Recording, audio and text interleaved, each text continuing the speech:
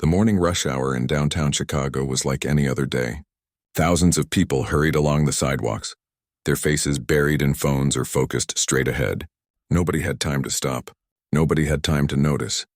Harold sat on the cold concrete steps of the old bank building, his weathered hands wrapped around a cardboard cup that had long since gone cold. His clothes were dirty and torn, his gray beard unkempt. A small cardboard sign beside him read, "Homeless and hungry. Please help." But the words seemed invisible to the stream of people flowing past him like water around a stone. For 3 years, Harold had called these steps home. He watched the same faces every morning. The woman in the red coat who always checked her watch. The businessman who talked loudly on his phone. The group of college students laughing as they headed to class. They all knew he was there, but their eyes never met his. Harold remembered a different life. He remembered wearing suits like the ones that walked past him now. He remembered having a home, a family, a purpose. But those memories felt like they belonged to someone else from a time so distant it might have been a dream. The autumn wind picked up, cutting through his thin jacket. Harold pulled it tighter around his shoulders and watched as another wave of people approached. A woman dropped a few coins into his cup without looking at him.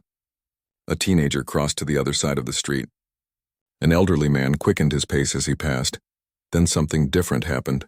Through the crowd, Harold saw a young man walking slowly, not rushing like the others.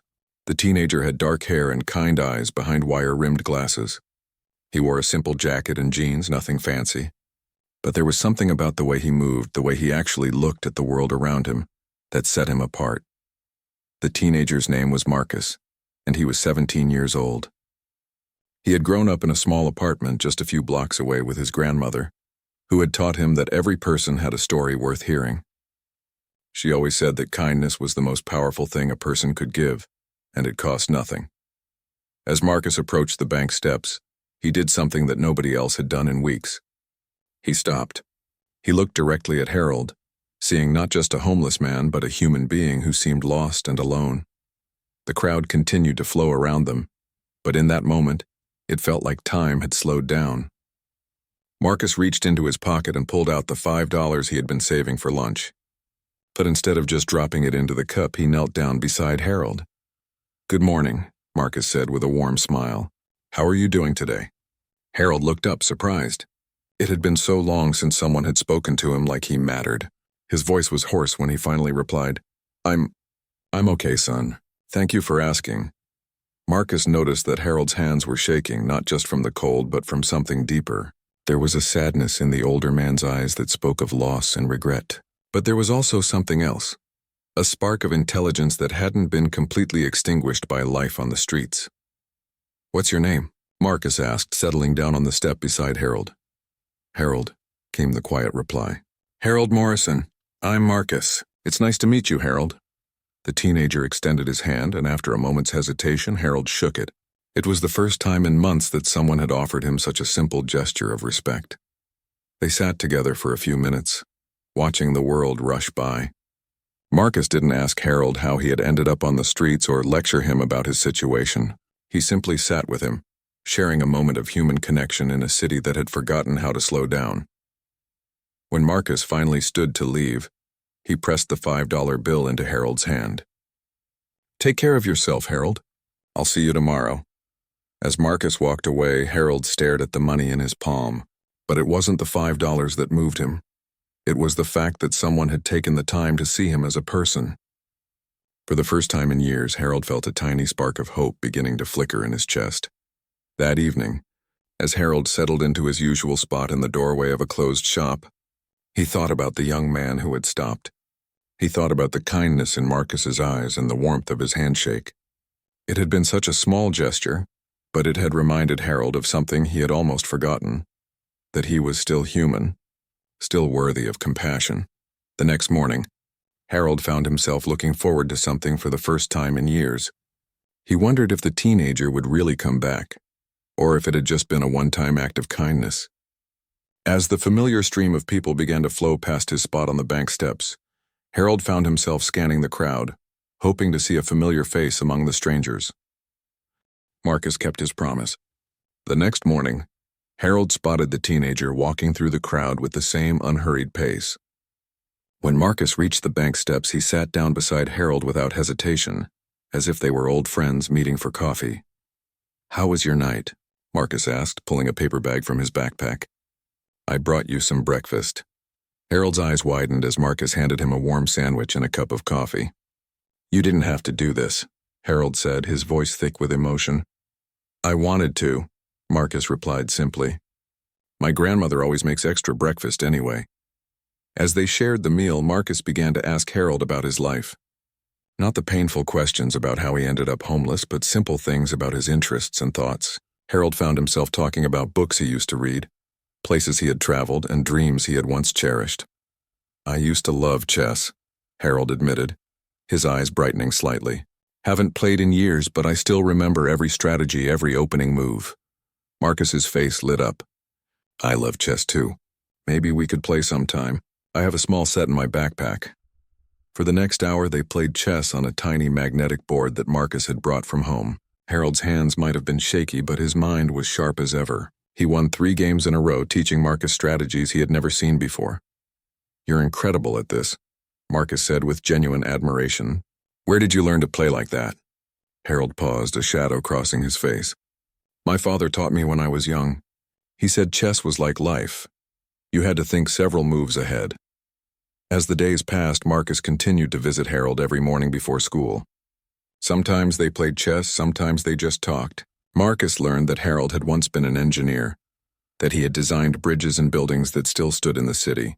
He discovered that Harold could speak 3 languages and had once traveled the world for his work. But Marcus also began to notice troubling signs. Harold would sometimes seem confused, forgetting things they had talked about the day before.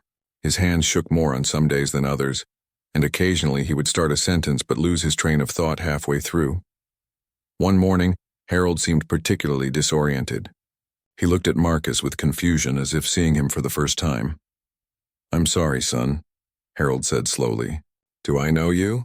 Marcus's heart sank, but he kept his voice gentle. "I'm Marcus. We play chess together, remember?" Recognition slowly returned to Harold's eyes. "Marcus, yes, of course. I'm sorry, sometimes my mind plays tricks on me." That evening, Marcus talked to his grandmother about Harold. She listened carefully as Marcus described his new friend and the concerning symptoms he had noticed. "It sounds like he might need medical help," she said thoughtfully. "But more than that, it sounds like he needs someone who cares about him." "You're doing a good thing, Marcus." Meanwhile, Harold was struggling with more than just his health. His memories seemed to be slipping away like sand through his fingers. Some days he couldn't remember where he had put his few possessions. Other days he forgot to eat the food that kind strangers gave him. But the one thing that remained constant was his morning visits with Marcus. Even on his worst days, Harold found himself looking forward to seeing the teenager who had become the brightest part of his difficult life. Marcus began to research Harold's symptoms online.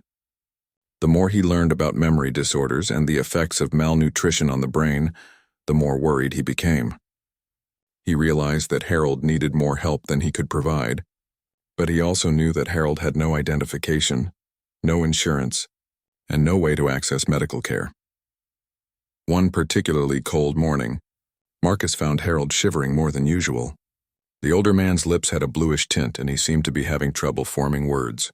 "Harold, I think we need to get you somewhere warm," Marcus said, genuine concern in his voice.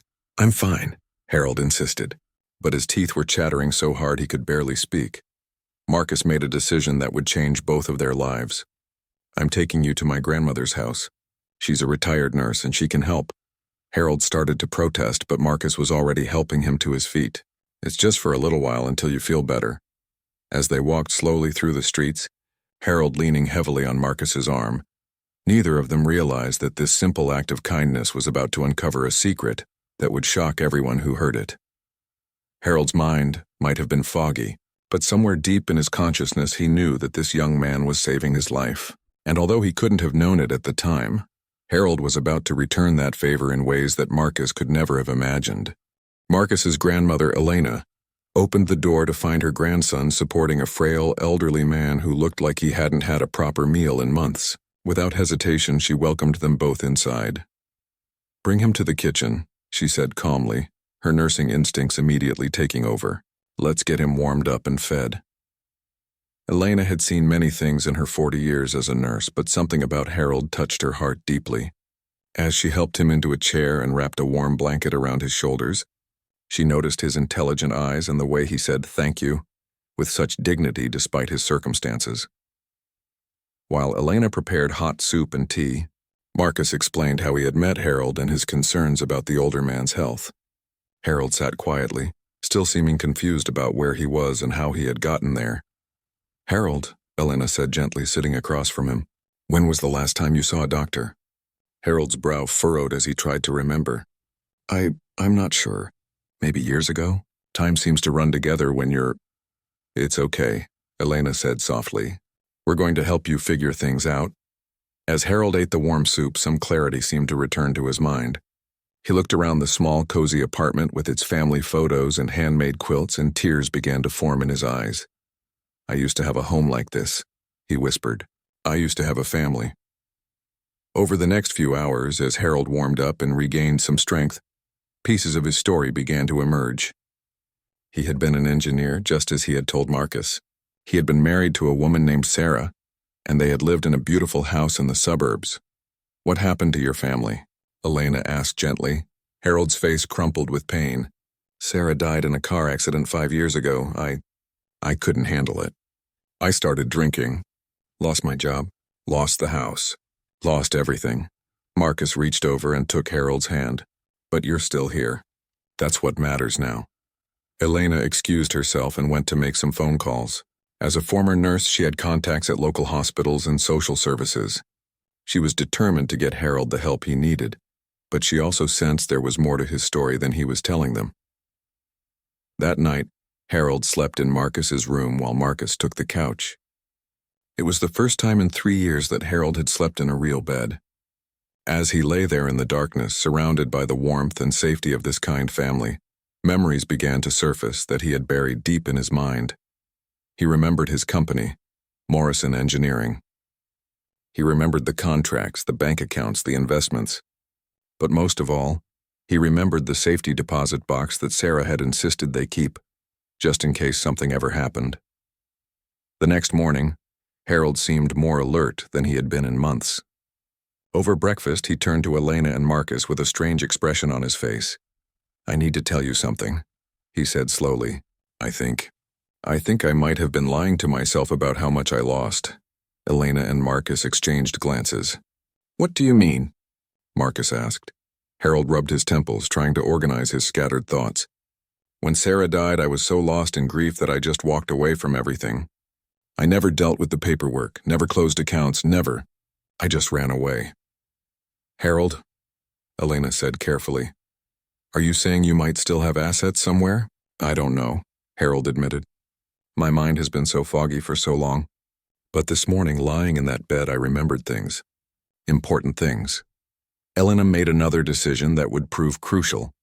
"Harold, I think we need to get you cleaned up and take you to see someone who can help us figure out your legal and financial situation."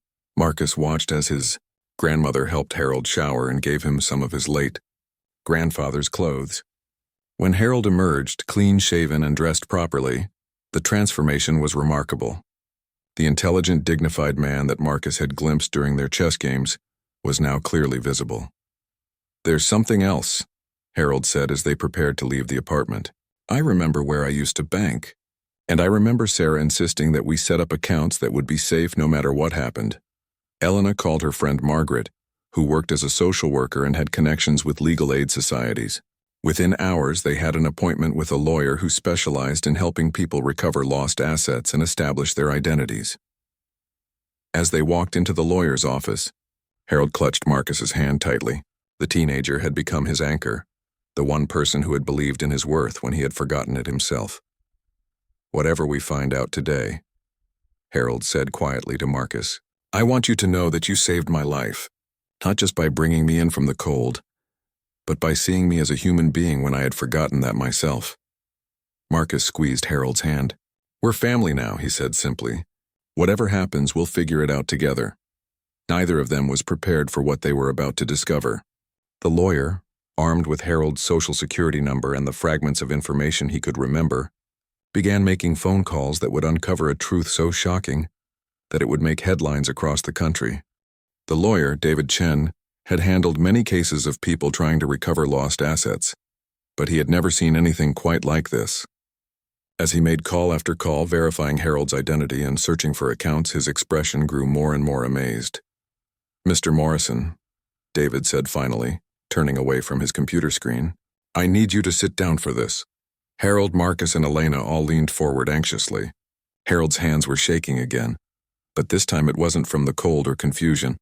"According to the records I've found, you are the sole owner of Morrison Engineering Incorporated, which has been operating under a trust that was established by your late wife. The company has continued to function under the management of your former business partner, who has been faithfully maintaining it according to the legal documents Sarah had prepared." Harold stared at the lawyer in complete shock. That's impossible. "I lost everything," David shook his head. "Your wife was apparently very wise about legal protections. She set up a structure that would protect your assets even if you became incapacitated or unable to manage your affairs. The business has actually grown significantly in the past 5 years." Marcus watched Harold's face go through a range of emotions: confusion, disbelief, and then something that looked like fear. "How much are we talking about?" Elena asked quietly. David looked at his notes again as if he couldn't quite believe what he was reading. "Conservative estimates put Mr. Morrison's net worth at approximately $47 million. The room fell completely silent. Marcus felt like the air had been sucked out of his lungs. Harold looked like he might faint. $47 million, Harold whispered. "But I've been living on the streets. I've been homeless for 3 years. According to these documents, your business partner, James Wheeler, has been trying to locate you for years. He's been managing the company and setting aside your profits, hoping you would return. The police have had a missing person report on file for you since 2021. Elena reached over and took Harold's hand. "Harold, this means you're not just okay, I'm a millionaire," Harold finished, his voice hollow with shock. "All this time, while I was begging for coins on the street, I was a millionaire." Marcus's mind was reeling. The homeless man he had befriended, the person everyone had ignored and dismissed, was one of the wealthiest people in the city. It seemed impossible, like something out of a movie. David continued explaining the legal steps they would need to take to restore Harold's access to his accounts and his company. There would be paperwork, medical evaluations, and meetings with accountants and business managers. But the money was real, and it was all Harold's. After they left the lawyer's office, the three of them sat in Elena's car in stunned silence. Finally, Harold spoke. "I need to see him," he said quietly. "I need to see James." James Wheeler was in his office at Morrison Engineering when he received the call that would change his life. For 5 years, he had run the company that he and Harold had built together, always hoping that his friend and business partner would someday return. When Harold walked into the familiar office building, employees who had known him years ago stopped and stared. Clean-shaven and properly dressed, he looked like the successful businessman he had once been. But there was something different in his eyes, a depth of experience that came from having lost everything and finding his way back. James embraced his old friend with tears in his eyes. "Harold, we never stopped looking for you. We never stopped hoping." As they talked, Harold learned that James had made every major business decision with Harold's best interests in mind. The company had not only survived but thrived, securing major contracts and expanding into new markets. James had even set up a foundation in Sarah's name, using part of the profits to help homeless shelters and mental health programs. "I kept telling myself that when you came back, you'd want to know that we hadn't just maintained what you built, we'd made it grow," James explained. Harold looked around the office that had once been his second home. Everything was familiar yet strange, like returning to a life that belonged to someone else. "There's something I need to tell you," Harold said to James, "about how I found my way back." He told James about Marcus, the teenager who had stopped when everyone else had walked past. He explained how Marcus's simple act of kindness had not only saved his life, but had ultimately led to this moment. "I want to meet this young man," James said immediately, "and I want to do something to thank him properly." When Harold returned to Elena's apartment that evening, he found Marcus doing homework at the kitchen table. The teenager looked up with the same warm smile he had shown every morning on the bank steps. "How did it go?" Marcus asked, as if Harold had just returned from a routine doctor's appointment rather than discovering he was worth $47 million. Harold sat down across from Marcus and studied the young man who had changed his life. Marcus, because of your kindness, because you took the time to see me as a human being, you've helped me remember who I am. You've given me back my life. Marcus shrugged modestly. I just did what anyone should do. But you're the only one who did, Harold said softly. Out of thousands of people who walked past me every day, you were the only one who stopped. You were the only one who cared. Harold paused, knowing that what he was about to say would change Marcus's life forever. I want to do something for you, Marcus. Something that will show you how grateful I am and help secure your future. As Harold began to explain his plans, Marcus realized that their friendship was about to take them both into a completely new chapter of their lives. Marcus stared at Harold in disbelief as the older man explained his intentions. Harold wanted to set up a college fund that would pay for Marcus's entire education, plus graduate school if he chose to pursue it. But that wasn't all. He also wanted to establish a trust fund that would provide Marcus with financial security for the rest of his life. Harold, I can't accept this, Marcus said, shaking his head. I didn't help you because I wanted anything in return. I helped you because it was the right thing to do. And that's exactly why you deserve it, Harold replied firmly. Marcus, do you understand what you did for me? You didn't just give me food or money. You gave me back my humanity when I had forgotten I was human. Elena watched the conversation with tears in her eyes. She had raised Marcus to be kind and compassionate, but she had never imagined that his good heart would lead to something like this. I need time to think about this, Marcus said quietly. This is too much to process, Harold nodded understandingly. Take all the time you need, but I want you to know that this isn't charity, Marcus. This is gratitude, and it's an investment in the kind of person you are and the kind of person you'll become. Over the next few days, word of Harold's story began to spread. A local news reporter got wind of the tale about the homeless millionaire and the teenager who had helped him, and suddenly their story was everywhere. TV stations, newspapers, and social media all picked up the incredible story of kindness rewarded. But the attention made Marcus uncomfortable. He had never wanted recognition for his actions, and he certainly hadn't expected to become famous for simply treating another person with dignity. I don't want people to think I helped you because I knew you were rich, Marcus told Harold as they sat in Elena's living room, avoiding the reporters who had gathered outside. Anyone who knows you would never think that, Harold assured him. You helped me when you thought I had nothing. That's what makes this story so special. Harold had been working with his lawyers and financial advisors to restructure his life. He had decided to move back into his old house, which James had been maintaining for him. But he had also made another decision that surprised everyone. I'm stepping back from day-to-day operations at the company, Harold announced to James and his legal team. I want to focus on something different now. What do you mean? James asked. Harold's eyes lit up with a passion that no one had seen in years. I want to create a foundation that helps homeless people who have fallen through the cracks. People who, like me, may have resources or family but have lost their way due to mental health issues, addiction, or grief. The Morrison Sarah Foundation, Harold continued, will provide not just temporary shelter and food, but comprehensive services to help people rebuild their lives, mental health counseling, legal aid to help recover lost assets or benefits, job training, and long-term housing assistance. Marcus was deeply moved by Harold's vision. Can I help? He asked. I mean, when I'm not in school, could I volunteer or something? Harold smiled. I was hoping you'd say that. I'd like you to be on the Foundation's board of directors. Your perspective as someone who saw the humanity in homelessness will be invaluable. As the weeks passed, Harold's transformation continued to amaze everyone who knew him. With proper medical care, good nutrition, and a renewed sense of purpose, his memory and mental clarity improved dramatically. The confused, frail man who had sat on the bank steps was replaced by the sharp, capable businessman he had once been. But more importantly, Harold had gained something he had lost when Sarah died: hope for the future. The foundation became Harold's primary focus. He worked with city officials, social workers, and homeless advocates to create comprehensive programs that addressed the root causes of homelessness, rather than just its symptoms. Marcus, meanwhile, was adjusting to his new reality. The college fund that Harold had established would allow him to attend any university he chose without worrying about student loans.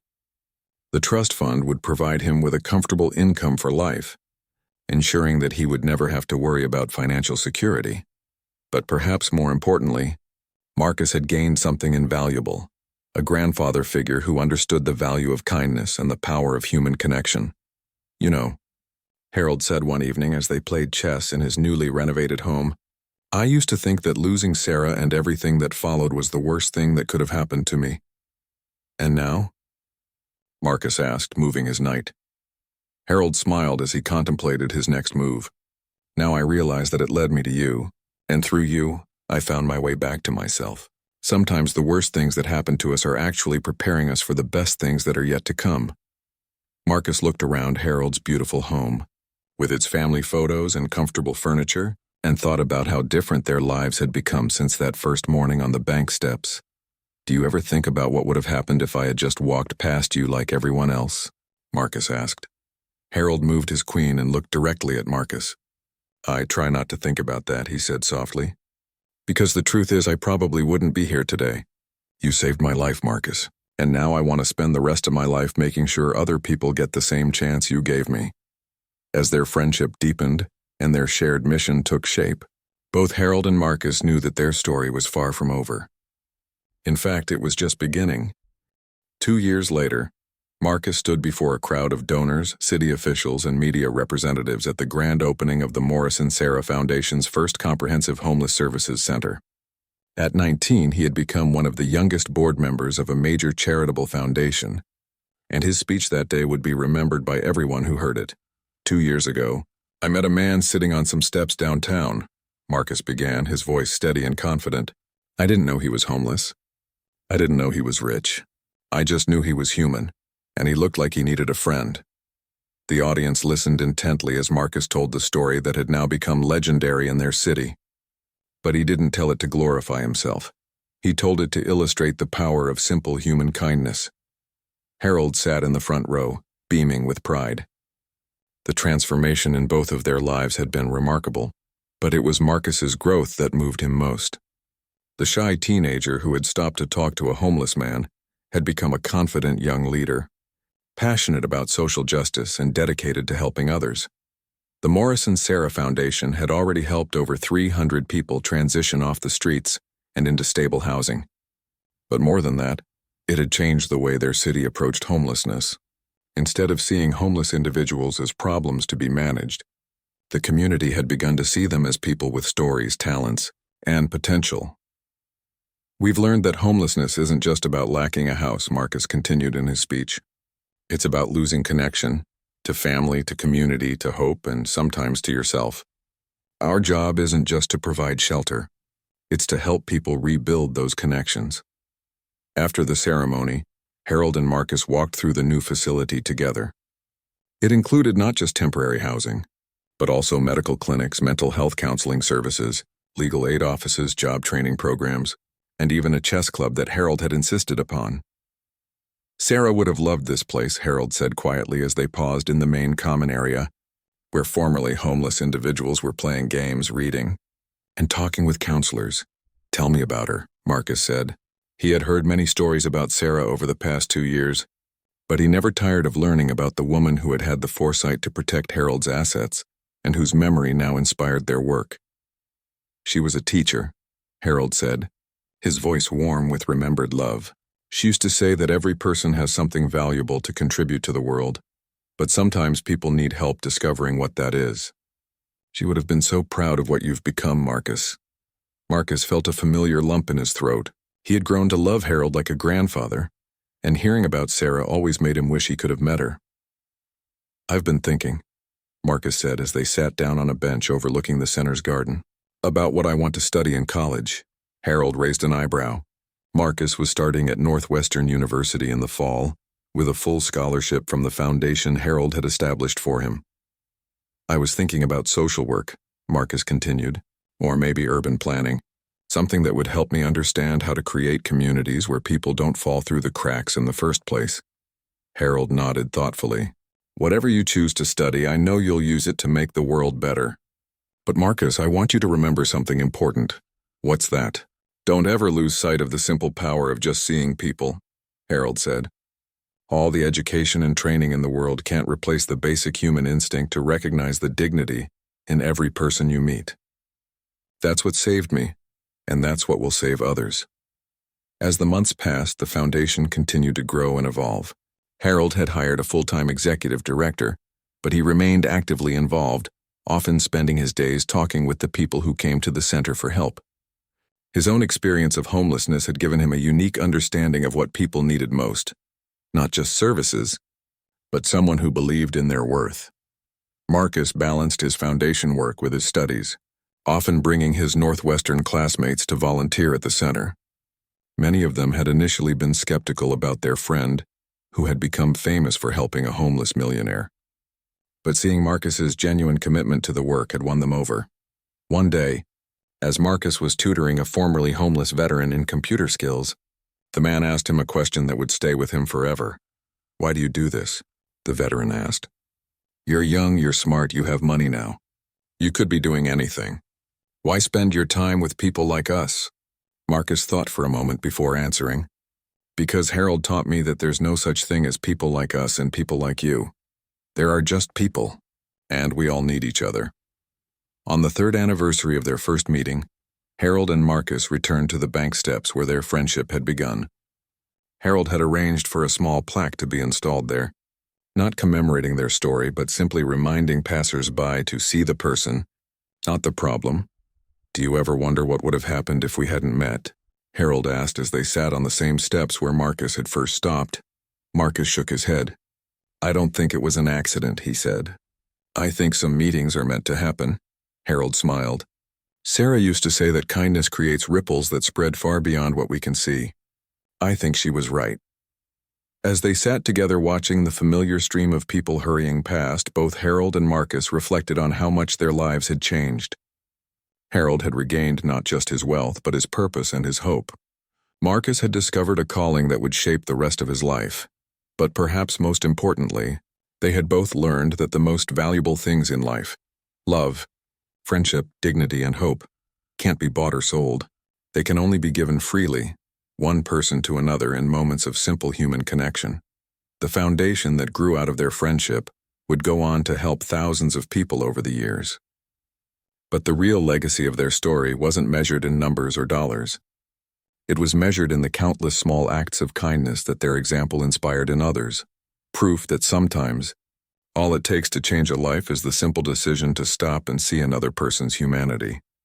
Years later, when people asked Marcus about the day that changed everything, he would always give the same answer. "I didn't do anything special. I just remembered that we're all human beings and sometimes we all need someone to remind us that we matter."